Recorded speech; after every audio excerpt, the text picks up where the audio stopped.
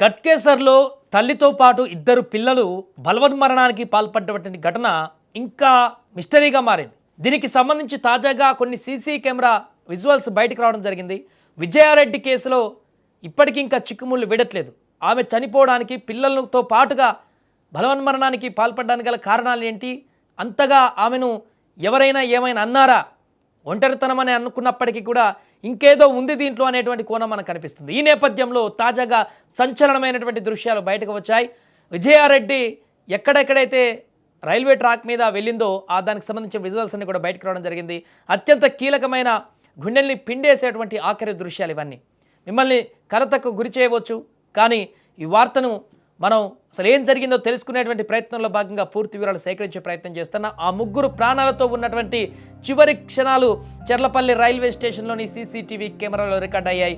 జనవరి 30వ తేదీన రాత్రి 11:50 టైంలో చెర్లపల్లి రైల్వే స్టేషన్లోకి ఇద్దరు పిల్లలతో ఆ తల్లి ప్రవేశించింది. ఇప్పుడు మన స్క్రీన్ మీద చూస్తున్నాం. ఇక్కడ ఎక్స్క్లూజివ్ విజువల్స్ మనం గమనిస్తే విజయారెడ్డి మధ్యలో నడుస్తుండగా ఇరువైపులా కూడా తన ఇద్దరు బిడ్డలు ఆమె చేతులు పట్టుకొని నడుస్తున్నారు. ఎక్కడా తొందరపాటు లేదు, ఎక్కడా భయం లేదు. ఏదో దూర ప్రయాణానికి వెళ్తున్నట్లుగా చాలా ప్రశాంతంగా ఆ తల్లి అడుగులు వేస్తుంది. అమ్మ చెయ్యి పట్టుకొని ఉంటే తమకు ఏ ఆపద రాదన్నట్లుగా ఆ పసిపిల్లలు కూడా ఆమెను అనుసరిస్తున్నారు. ఈ దృశ్యాలలో మరొక విషాదకరమైనటువంటి కోణం ఏమిటంటే, వారు ప్లాట్ఫామ్ మీద నడుచుకుంటూ వెళ్ళి చివరిగా పట్టాల మీదకు దిగడం స్పష్టంగా కనిపిస్తోంది. ఆ పిల్లలు కనీసం సంశయించకుండా ఆమెతో పాటుగా పట్టాలపైకి వెళ్ళిపోయారు. సీసీటీవీ కెమెరా పరిధి దాటి వారు చీకటిలోకి వెళ్ళిపోయారు. ఆ తర్వాతే ఆ భయంకరమైనటువంటి దృశ్యం చోటు చేసుకుంది. పట్టాలపైన నిలబడి రైలు వస్తున్నా కదలకుండా ఒకరినొకరు గట్టిగా హత్తుకొని ఆ ముగ్గురు ఆవిరైపోయారు. అక్కడి వరకు సీసీ కెమెరా దృశ్యాలు మనకు కనిపిస్తున్నాయి. అవి మనం చూపించలేకపోతున్నాం, కానీ కొన్ని గైడ్లైన్స్ ప్రకారం వారు పట్టాల మీదకి దిగి ఒకరి వెంట ఒకరు ముగ్గురు లైన్ కట్టుకొని ఆ పట్టాల మీద నుంచిగా నడుచుకుంటూ వెళ్తున్నటువంటి దృశ్యాలు కూడా ఇప్పుడు బయటకు రావడం జరిగింది. అలా రాత్రి వేళలో నడుచుకుంటూ వెళ్ళి ఎక్కడైతే కెమెరా జోన్ ఏదవుతుంటుందో అంతవరకు కనిపించారో ఆ తర్వాత ఆ చీకట్లోకి అలాగే నడుచుకుంటూ వెళ్ళిపోయారు. ఆ కొద్దిగా ముందు దూరంలోనే వీరు ఆ రోజు చనిపోయినటువంటి పరిస్థితి ఏర్పడింది. ఈ సీసీటీవీ ఫుటేజ్ ఇప్పుడు పోలీసులకు అతి ముఖ్యమైనటువంటి ఆధారంగా మారింది. వారు స్టేషన్కు ఏ సమయంలో వచ్చారు, ఆ సమయంలో విజయశాంతి రెడ్డి ఎవరికైనా ఫోన్ చేసి మాట్లాడారా, లేక ఎవరి కోసమైనా ఎదురు చూసారా అనే కోణంలో కూడా పోలీసులు దర్యాప్తు చేస్తున్నారు. ప్లాట్ఫామ్ మీద నుంచి పట్టాల వైపు వారు వెళ్తున్న ఆ ఆఖరి నడక చూస్తుంటే అది క్షణికావేశంలో తీసుకున్న నిర్ణయంలా కాకుండా ఎంతో మానసిక వేదనతో ముందే నిశ్చయించుకున్నట్లుగా అనిపిస్తుంది. ఎందుకంటే సమయం కూడా చాలా ఉంది. ఆమె స్టేషన్లోకి ఎంటర్ అయినప్పటి నుంచి ఆ చనిపోయినటువంటి స్పాట్ దగ్గరికి పోవడానికి చాలా టైం ఉంది, చాలా దూరం కూడా ఉంది. అంత దూరంలో కూడా ఎక్కడ బెరుకు అనిపించలేదు, ఎక్కడ వెనకడుగు పడలేదు, ఎక్కడ తప్పటడుగు పడలేదు. చాలా కాన్ఫిడెంట్గా, చాలా క్లియర్గా వాళ్ళ ముగ్గురు కూడా ఆల్రెడీ ముందే డిసైడ్ అయినట్లుగా ఖచ్చితంగా వారు వెళ్ళి ఆ యొక్క బలవన్మరణానికి పాల్పడ్డారు.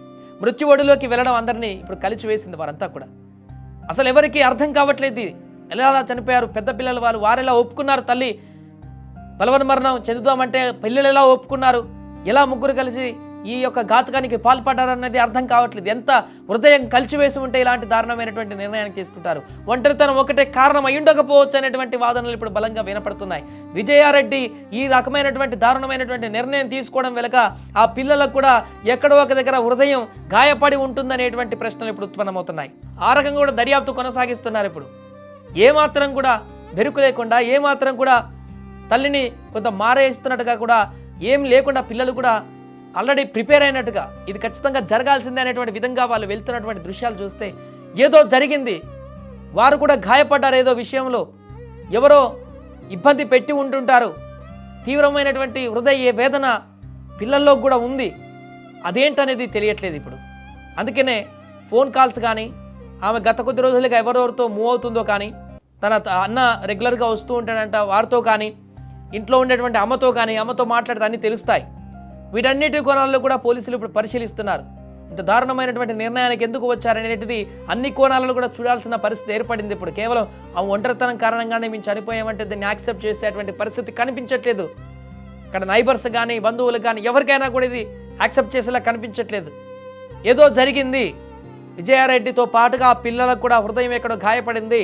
ఇంత దారుణమైనటువంటి నిర్ణయాలు తీసుకున్నారంటే ఎవరి త్రూ వీళ్ళకి చాలా ఇబ్బందికరమైనటువంటి పరిస్థితి వచ్చింది. ఎవరు వారు అనేటువంటి ప్రశ్న ఇప్పుడు ఉత్పన్నమవుతుంది. ఇంత దారుణమైనటువంటి నిర్ణయం తీసుకోవడం వెనుక కారణాలు ఏంటుంటాయి అనేటువంటి ప్రశ్నలు కూడా ఇప్పుడు అనేకం ఉత్పన్నమవుతున్నాయి. ఆ కోణంలోనే ఇప్పుడు దర్యాప్తు చేస్తున్నారు. ఇప్పటివరకు ఒంటరితనంతో ఆమె మరణించిందనేటువంటి కోణంలోనే దర్యాప్తు చేశారు. కానీ ఇప్పుడు అలా కాదు, ఎవరో వీరు చనిపోవడానికి కారణమయ్యారనేటువంటి కోణంలో కూడా ఇప్పుడు కేసు మొదలుపెట్టారు దర్యాప్తు. ఈ రకంగా మొదలు పెడితే మనకు కొంచెం క్లూస్ దొరికేటువంటి అవకాశం ఉన్నట్టు కనపడుతుంది. ఎందుకంటే నైబర్స్ కూడా కొన్ని కీలక అంశాలు ప్రస్తావిస్తున్నారు. అక్కడ ఇంటికి వచ్చినప్పుడు పిల్లలతో పాటుగా మేనమామ వద్ద కొంత కటువుగా ఉండేవాడు అనేటువంటి విషయాలు, వాళ్ళ అమ్మతో ఇంకేమైనా ఉన్నాయా అనేటువంటి కొన్ని అంశాలు కూడా చనిపోయినటువంటి విజయారెడ్డి భర్త బంధువులు కూడా చెప్తున్నారు. కాబట్టి పూర్తిగా డెప్త్లోకి వెళ్తే ఏమైనా కొన్ని విషయాలు తెలిసేటువంటి అవకాశం ఉంది. అందుకనే దర్యాప్తును ఇప్పుడు వేగవంతం చేశారు. ఇప్పుడు వచ్చినటువంటి విజువల్స్ అయితే ఇప్పుడు అందరి హృదయాలను జ్వలింపజేస్తున్నాయి. ఈ యొక్క సీసీ విజువల్స్ ద్వారా కేసును ఇప్పుడు మరింత వేగం పెంచనున్నారు పోలీసులు.